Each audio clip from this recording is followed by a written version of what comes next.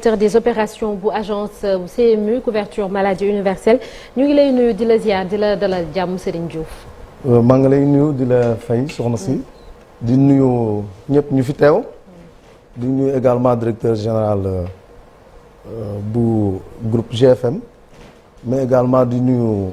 képp koo xam ne partenaire agence couverture maladie universelle nga muy organisation mutualiste. muy structure de santé ak suñu naataango ñoo xam ne suñu collègue la. alors merci beaucoup mbootaay boobu nag ngeen nekk jamono ji bëri na ay coow. ñu bàyyi Chérif rek mu tàmbali waxtaan bi. waaw gis nañu depuis quelque temps fu nekk ci région yi ak ci Ndakaaru ñi jiite mutuelle de santé yi. déjà doonoo grève. parce que dañu ñaawlu yorin bi ngeen yore li nga xamante ne moom mooy kuréel gi. rawatina subvention yi ngeen ne da ngeen koy réorganiser. bëgg nañu nga expliquer ñu quand même pourquoi. Merci beaucoup Chérif de nous avoir donné l'occasion pour éclairer lanterne sénégalais maanaam ñu expliquer lu waral coow li. pour rappel programme couverture maladie universelle ñii la tëddee dafa am lu ñuy tuddee maye paj à travers lu ñuy tuddee initiative de gratuité muy dialyse muy césarienne muy également enfant de 0 à 5 ans maanaam tout temps yi nga xam ne amaguñ juróomi at muy également lu ñuy tuddee plan Sésame. beneen pàcc bu couverture maladie universelle yore mooy lu ñuy tuddee également oyofal paj à travers les mutuelles de santé ci programme boobu nag oyofal paj boobu état dafa jël ay initiative majeure cotisation bi nga xam ne junni ak ñaari téeméer la ñu ko war a subventionner pour une certaine catégorie de la population maanaam ñi nga xam ne mën nañ natt da ngay natt 3500 état subventionné à 50% natal la 3500. autrement dit boo demee ci mutuelle de base bi da ngay nag 3500 agence couverture maladie universelle joxal la 3500 union départementale. monsieur beneen bi catégorie bi nga xam ne nag mooy li ñu tuddee bénéficiaire programme bourse de sécurité familiale mooy ñi nga xam ne 3 mois yu nekk état da leen di jox juróomi junni ñooñu ak seen njaboot ak ñi nga xam ne dañoo am carte d'égalité les chances ñu enrôler leen gratuitement ci mutuelle yi natal leen 7000 francs. ba pare li ñu waroon fay bi ñuy tuddee ticket modérateur également état moo ko gàtt boobu nag ñuy def di doxal en un certain moment ñu laaj ñu def évaluation 7 années de mise en œuvre évaluation bi recommandé ne subvention bi ngeen di jox mutuelle yi bu ñu sañoon ñu changer doxalin parce que y a un problème de compréhension il s'agit pas de supprimer la subvention dindi ko mais doxalin bi moo changé évaluation bi lan la wax nu ne da ngeen di xool maanaam subvention bi ngeen doon jox en terme de cotisation ñu dem jaarale ko en terme de remboursement de prestation muy naka maanaam li ngeen positionné woon pour joxe ko mutuelle yi en terme de cotisation da ngeen di bàyyi bu ñu amee ay facture ñu rembourser facture yooyu jàppale ci facture yi mais en réalité bu den par exemple 2 milliards et quelque moo nekkoon subvention yu waroon dem ci cotisation yi 2 milliards boobu maintenir nañ ko dindi wuñ ko ci budget agence mais dañ koy yóbbu ñu koy fay ay prestations de soins. looloo waral coow. ensuite coow li lu ko gën a indi mooy dañoo informer nos chefs de service régional parce que agence mu ngi Dakar waaye région bu nekk dañoo am service régional. ñeleen nag comme budget 2023 bi amatul subvention dañ ci bind achat de prestation maanaam subvention boobu dañ ko changé mais montant bi même montant la mais doxalin bi moo changé. nañu arrêté un peu la transmission de déchets. mais lan ngeen constaté ci doxalin bi ba indi ci changement yooyu. non lu ñu constaté ci doxalin ba indi ci changement yi dañoo constaté ne par exemple boo natee en réalité charge de fonctionnement yi dafay bëri par rapport ak li nga xam ne ku natt ci mutuelle da nga war a faju loolu ngay xaar looloo tax ñu ne subvention boobu au lieu que par exemple ñu koy dox en terme de cotisation boo leen demee ba faju ba facture yi ñëw agence toog ngeen toog prestataires yi toog. léegi souvent ñu door a fay xaalis boobu mais vraiment il n'est pas question d'éliminer carrément wala agence garder ko mieux loolu dañ ne par exemple à partir de 2023 facture demande de subvention 2021 yu fa nekk dañoo provisionner un montant de 1 milliard pour au moins démarche classique ba ñu doon utiliser ñu. man je m'attendais xëy na nga ni ma. xëy na da ngeen a nemmeeku ay njóoj njaay ci ki tappale. moo tax ngeen indi réorganisation bu dee changé wu leen li nga xamante ni mooy montant subvention bi. changé wuñ ko wala am na transparence ba léegi ci facture yeeg. bon am na peut-être des quelques difficultés par rapport ak li nga xam ne moo waroon dem au niveau des bénéficiaires en tant que tel c'est-à-dire c'est pas un problème de malgouvernance parce qu'on se donne confiance quand même avec les mutualistes mais difficulté bi mooy par exemple charge de fonctionnement xam nga mutuelle lu ko tax a jóg surtout les charges techniques maanaam nit ñi faju nga fay structure bi. tout à fait loolu moo gën a am solo maintenant loolu nag dañoo seetlu ne charge de fonctionnement yi dafay bëri mieux que ça aujourd'hui au-delà de remboursement de la subvention en termes de gestion de prestation maanaam ñu agir ci factures yi prévoir nañ également jox mutuelle yi aussi d'autres charges de fonctionnement au moment où je te parle budget 2023 bi am na 2,147 millions boo xam ne subvention la pour gérer prestation mais prévoir nañ également pour les bénéficiaires classiques 100 millions bourse de sécurité familiale 250 millions mooy lan maanaam dinañ def ay quelques charges de fonctionnement photo yeeg dem collecte ay cotisations ainsi de suite. bon man doo bëggoon laaj est-ce que CMU bi dañ ko digitaliser parce que bu dee dañ ko digitaliser parce que am na benn système blockchain ba nga xamante ne.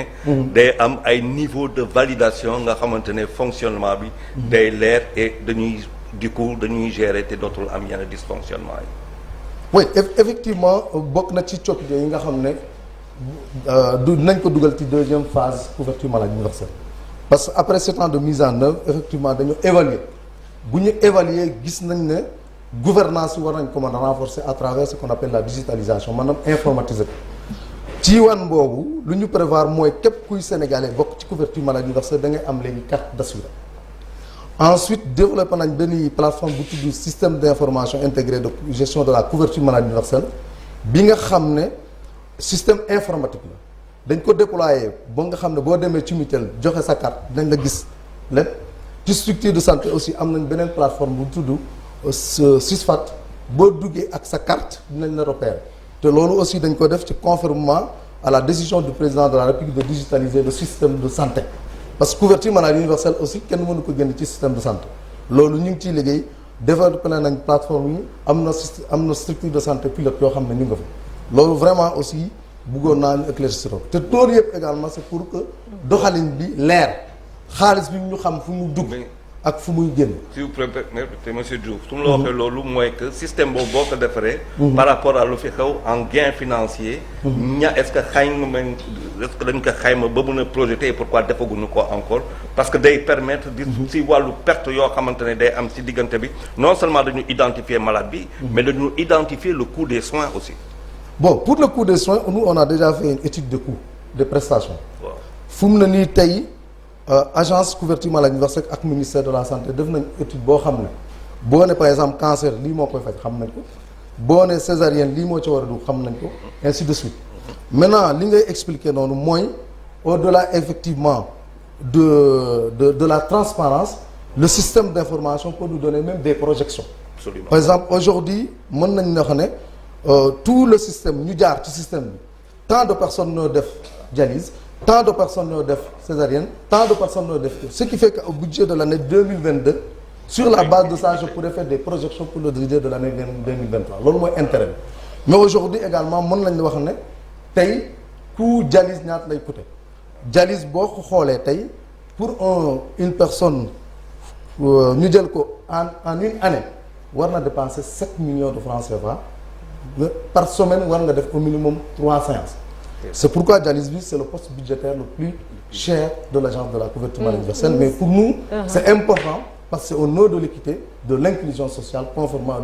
à la volonté du président. Serigne Diouf ñu ngi wax ba CMU amee ba léegi ñu ngi wax wàllum gratuité bi ndax leer na ci bopp nit ñi parce que am na ñenn ñi boo waxee césarienne dafa gratuite maanaam boo demee di ko def doo fay dara am na ci ñoo xam ne bu ñu fa demee am na xaalis bu ñu fay bàyyi xale itam bu ñu nee 0 ba 5 ans loolu est-ce que leer na ci bopp nit ñi li nga xamante ni fa la gratuité bi yem ndax apparemment du lépp beneen bi tam mooy dañ naan faral di dégg CMU ni dafa amel xaalis structure de santé yi muy hôpitaux yeeg yeneen yi ndax jamono ji xaalis bi ngeen amal fu mu toll ndax dina impacter aussi ci paj bi nga xamante ni ñu koy yellool moom la ñu war a am. Voilà merci beaucoup parce que effectivement il y a quelques problèmes de communication bu ñu noté ci gratuité bu dee la gratuité 0,5 ans comme tu as donné l'exemple boobu tout tànk bi boo demee hôpital poste de santé centre de santé consultation ak médicament parce que lu tax a jóg gratuité boobu leen la mooy tubaab lu ñuy tuddee recours précoce aux soins maanaam tey sa doom bu feebaree nga nekk jigéen nekk ci kër sa jëkkër di liggéey port autonome de Dakar il suffit juste que l'enfant ait la fièvre maanaam yaram bi tàng soxla woon naan xaaral ba papam wàcc boo ko yóbbee par exemple centre de santé Mamadou Diop wala nga yóbbu ko centre de santé Samy municipal boo demee nañ seet xale bi jox ko garab en attendant maintenant mu am leneen consultation boobu consultation la ak médicament service d'aide au diagnostic maanaam analyse ak yeneen bokk ci loolu boo bëggee loolu ci bokk ci da nga koy inscrire ci mutuelle de santé nga xam ne paquet bi moo gën a yaatu posé nga maintenant une question par rapport à la dette pour nous l'interprétation de la dette doit être faite de manière positive maanaam dañ ko war a positiver xam nga nag nee naa la pour nit def dialyse Sénégal ça lui coûte 7 millions de francs CFA par an loolu kenn mënu ko supporter te pourtant gouvernement bi tey au moment où je vous parle depuis création agence CMU de 2015 à 2022 jël nañ une cohorte de 5423 personnes yoo xam ne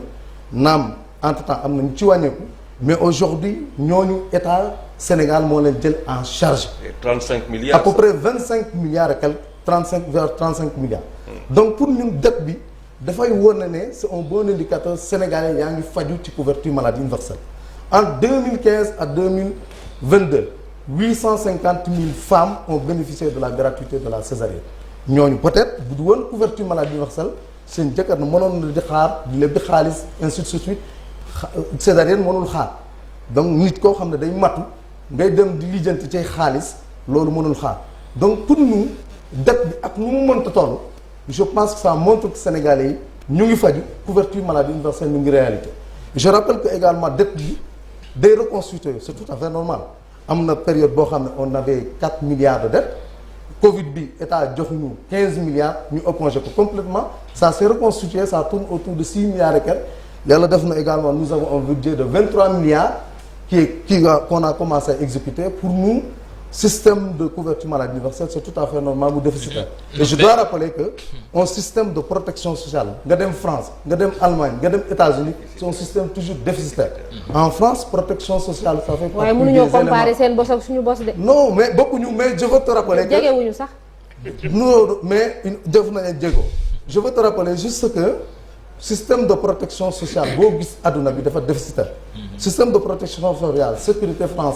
sécurité sociale en France c'est déficitaire et 80% du déficit c'est l'assurance maladie maanaam couverture maladie universelle donc de ce point de vue là pour man il faut qu'on positive la dette xam ne Sénégalais ñooy faju du ay Béninois du ay Nigériens seen alal la état bi incha allah moom structure de santé yi mooy négocier ak ñoom moo leen di fay. voilà monsieur Diouf gis nañu des fois ay ayant droit CMU dañuy dem ci ay structures sanitaires ñu leen di rejeter est-ce que xam ngeen fréquence bi ñaata la ak lan moo koy waral. bon fréquence bi leen saa yi dañu am jot ay réclamations parce que je rappelle quand même qu'on a un numéro vert le 1222 souvent on a des réclamations sànq bu ma dugsee wax nañ ma benn hôpital boo xam ne nee na jëlatuñ plan Sésame loolu su ma génnee léegi dinaa woo directeur pour ay information mil noonu structure bu ko def tu n'es pas dans la légalité parce que c'est décrété par l'État du Sénégal képp ku am 60 ans et plus nekk war nga bénéficier lu ñuy tuddee plan Sésame boo ko appliqué agence fay na wala fayul yooyu là c'est un autre problème mais le bénéficiaire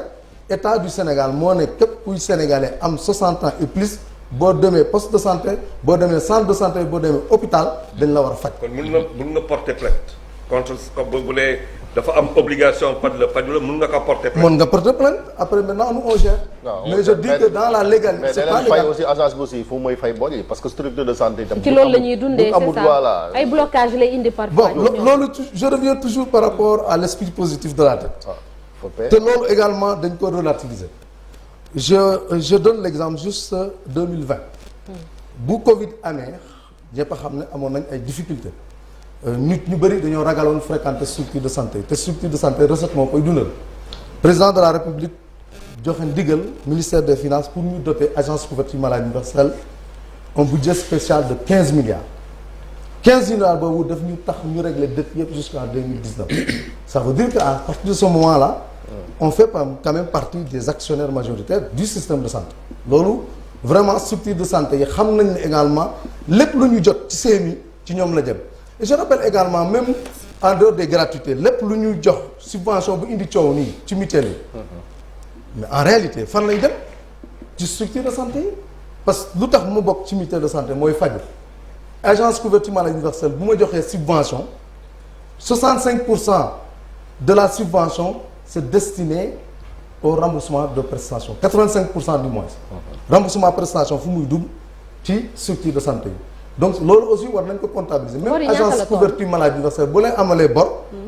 l'argent de l'agence de la couverture maladie universelle retourne en réalité aux structures de santé à travers lu ñu fay directement ci gratuité mais également à travers subvention yu ñu fay ci mutuelle yi parce que l'essentiel de ressources retourne au ministère. ci xayma bori ñaata la toll jamono ji bi ngeen amal këru fajukaay yi. non ça tourne autour c'est ce que je disais ça tourne autour de 6 milliards. 6 milliards mais dette boobu également dafay reconstruire aujourd'hui bu ñu demee janvier bi budget bi taxaw na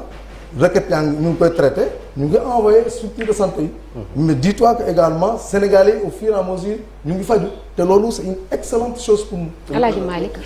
man ñaari laaj yu ndaw rek benn bi mi ngi jëm ci wàllu carte d'égalité des chances bi fan la ci liggéey bi toll parce que am na ay jamono mu amoon tuuti sooxe ci bu ma juumul beneen bi ci des aussi mutuelle de santé yaa ngi ciy wax léegi bëri na ci ay problème mu dysfonctionnement ci yenn mutuelles yi amoon na yi tamit problème de coordination ci yenn yi mais amoon ngeen projet wu liggéey ak collectivités locales yi ba benn bu ci nekk disposer d'une mutuelle de santé loolu également fan ngeen ci toll bon ci question bi nga mujjee posé laay tàmbali waaw effectivement bu ñuy taxawal couverture maladie universelle approche bi ak slogan la woon une commune une mutuelle de santé au moins le moins était important parce que mën nga ñëw ci structure de santé ci commune collectivité locale taxawal fa ñaari mutuelle léegi on s'est rendu compte que loolu mutuelle yu ndaw yooyu dafa am ay jafe-jafe d'ailleurs bokk na ci coppite yi nga xam ne ñu ngi koy exécuter léegi au lieu d'avoir des petites mutuelles au niveau des communes dañu am maintenant ay mutuelles départementales ce qui fait que rôle bi dafay changer mutuelle départementale bi mooy fay ay soins mooy collecter cotisation mais mutuelle yu ndaw yi ñoo koy collecter cotisation au niveau élémentaire di def ay sensibilisation ay yeneen collectivités territoriales yi aussi dans cette nouvelle réforme dañu bokk ci conseil d'administration mutuelle départementale bi gis ci seen bopp parce que souvent lu ñu doon naqarlu mooy dañuy jox mutuelle yi appuyer leen mais du ñu bokkuñu ci instance yi nga xam ne xam nañ ne xaalis bi fii la dugg fii la génn loolu mooy sa question première question bi lu ma ci bëggoon wax et au moment où je vous parle sur les 46 départements taxawal nañ ne léegi ay 19 mutuelles de santé départementales yoo xam ne à l'échelle départementale la 19 ñu ngi ci processus bi nga xam ne foofu amatul bénévolat boo demee ci mutuelle départementale bi da ngay am une équipe technique de gestion et d'ailleurs je rappelle que agence couverture maladie universelle ci mutuelle départementale boobu ñaari nit ñu fay nekk muy chef d'unité technique de gestion bi responsable suivi mutuelle muy le responsable administratif financier agence CMU mooy supporter charte de fonctionnement boobu mooy fay mutuelle bi mu fay seen salaire donc loolu dafay wane rek suñu diggante ak mutuelle si coow li bëri na mais ratax na également parce que vraiment notre principal partenaire au niveau de la couverture maladie universelle demeure les mutuelles. mais là c'est le dialogue te coow li moom coow li bëri na non coow li bëri na mais je suis sûr qu'on va se retrouver parce que bu ñu nee subvention bi dañ koy éliminer expliquer naa que c'est pas une élimination c'est une modalité d'octroi qui est changée n'est-ce pas bu ci beneen bi mooy UTG yooyu li mooy wax 276 millions agence jox mutuelle départementale yi pour ñu fay seen salaire mieux pour la sensibilisation l'information pour nit yi Sénégal yi dugg ci mutuelle de santé yi dafay laaj lu ñuy tuddee communication de proximité maanaam luuma yi ñu dugg fa kër yi ñu dugg fa visite à domicile ñu signé une convention avec kuréel bi nga xam ne moo boot mutuelle de santé yépp pour ñu recruter ay prestataires de services 600 jeunes sénégalais sont aujourd'hui l'agence de la SUMI a contribué à créer 600 emplois ay prestataires yoo xam ne dañuy jug ci kër yi loolu également ça fait partie des fonctionnements des mutuelles donc subvention boobu sincèrement warul indi coow parce que boo xoolee loolu c'est 1 milliard 276 millions ensuite charge de fonctionnement pour BSF yi 250 millions ak 100 millions loolu yëpp ci mutuelle yi lay def bu ñu toogee c'est sûr que dinañ waxtaan tey maa ngi déglu le représentant ci seen RFM matin muy ne par exemple subvention dañ ko éliminer wuñ ko et ça m'a étonné parce que moom ci boppam mooy membre conseil d'administration de l'agence de la CMU la te bu ñu valider budget bi mu nga fa woon. Demba donc Demba Mame Ndiaye. donc peut-être problème d'interprétation la am. mais xam na ne lii ñii kenn du ci bu ngeen mënut a déggoo maanaam terme yi ci conseil d'administration bi ba tam nag Sénégalais yi nga xam ñoo leen seetaan moo tax justement au lieu mu nekk par presse interposée nar am impact comme ci fonctionnement système bi waxtaan nu mu gën a gaawee parce que dans toutes les régions ñun depuis cette semaine élément bu nekk correspondant yaa ngi fi yónnee ay reportage justement mutuelle yi di kaas. je pense que ñun quand même chance bu ñu am mooy on a un directeur général qui est très ouvert au dialogue qui est un mutualiste à 100%. man mii di wax ak yow économiste de la santé la moom économiste de la santé la moo ma jàngal assurance maladie depuis 98 mu ngi ci mutuelle de santé donc kooku kenn gënu ko nekk mutualiste et d'ailleurs par rapport à l'ouverture bi ngay wax def na sortie dem appelé au dialogue et dans ce sens-là le ministre de tutelle muy monsieur Samba Ndiobène Ka ministre du développement communautaire de la solidarité nationale et de l'équité sociale et territoriale joxe na ay instructions ñu rencontrer leen tey à 10 heures donc loolu moom et je suis demeure convaincu que dinañ jubóo ci cadre. loolooy paradoxe bi nag. CMU dem fa au lieu mu dem ministère de la santé nekk ci ministère du développement communautaire Sénégal. non pourtant c'est des choix. c'est des choix parce que boo xoolee yenn pays yi am na programme couverture maladie universelle c'est géré même par le ministère du travail. ensuite aussi c'est une décision boo xam ne boo nekkee on peut faire une interprétation technique parce que lu taxoon njiitu réew mi jëleen décision boobu mooy lu ñuy tuddee séparation des fonctions. boo xoolee couverture maladie universelle wala couverture sanitaire universelle ñaari tànk la kuy jaay ak kuy jël ministère de la santé rôle am xam nga lan la tabax ay infrastructures recruter ay médecins di jox ay soins mooy jaay soins donc il fallait que maintenant ñu génne couverture maladie universelle ministère de la santé yóbbu ko beneen ministère nga xam ne kooku mooy jën kuy jaay ak kuy jën da nga koy séparer loolu c'est classique c'est connu dans le système de fonctionnement de l'action sociale des chances voilà justement carte d'égalité des chances yi Malick excusez-moi fàtte naa ko les cartes d'égalité des chances sont gérées par la direction générale de l'action sociale bu ministère de la santé. D'accord. maintenant foofu aussi gouvernement bi moo jëloon engagement te ñu ngi koy respecter ba léegi képp ku am carte d'égalité des chances dañ lay dugal ci couverture maladie universelle di la faj gratuitement moom maanaam ñi nga xam ne aussi dañu am programme bourse de sécurité familiale loolu ñun agence couverture maladie universelle naka lañ duggee ci doxalin boobu bu ñu envoyé la base validée par la délégation par la direction générale de l'action sociale dañ leen di dugal ci mutuelle de santé au moment où je te parle 24 000 et quelques personnes détentrices de la carte d'égalité des chances sont dans les mutuelles de santé di faju gratuitement. ñi ko war a am te amuñu ko te am difficulté am ko loolu mooy coow. waaw loolu effectivement gouvernement bi je dirais le ministère de la santé bi nga xam ne mooy responsabilité boobu ñu ngi def aussi ay jéego yu bëri c'est la direction générale de l'action sociale ñun lu ñu war mooy képp koo xam ne jox na bokk mu ngi ci base bu ñu transmettre ñu dugal la ci couverture maladie universelle. mais c'est vrai que am na jafe-jafe nag ñu koy corriger. oui dernière question Cheikh. justement au niveau de la direction des opérations yan jéego ngeen def ci mbirum marketing social. bon jëf nañ ci ay jéego mais même si aussi communication bi laaj na aussi ñu gën ko dooleel. je rappelle que direction des opérations effectivement moo yore la division du marketing social par à un certain moment communication bi dafa sori woon le cœur de métier ñu rapproché ko aujourd'hui nee naa la on a recruté